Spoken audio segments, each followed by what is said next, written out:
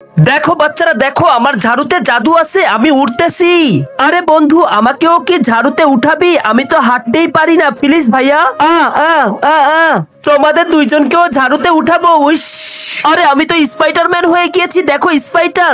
এই যে পাগলের বাচ্চা, তুই আমার ছেলেদের সাথে কেন খেলতেছিস? আগে নিচে নাম, তাড়াতাড়ি নাম।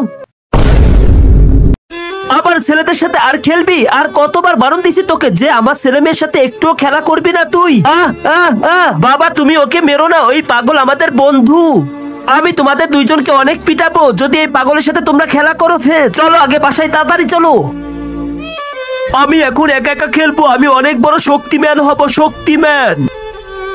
আরে আমাকে কেউ বাঁচাও, কেউ আমাকে হেল্প করো। আরে এই শব্দটা কোথা থেকে আসতেছে? আরে ভূত মনে হচ্ছে।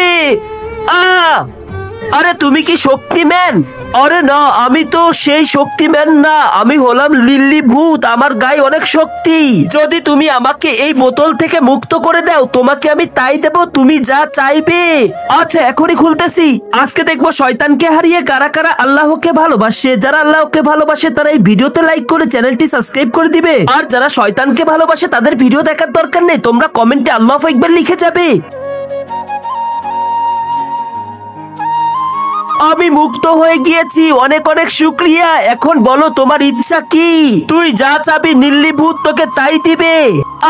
আরে আমার কি লাগবে, কি লাগবে?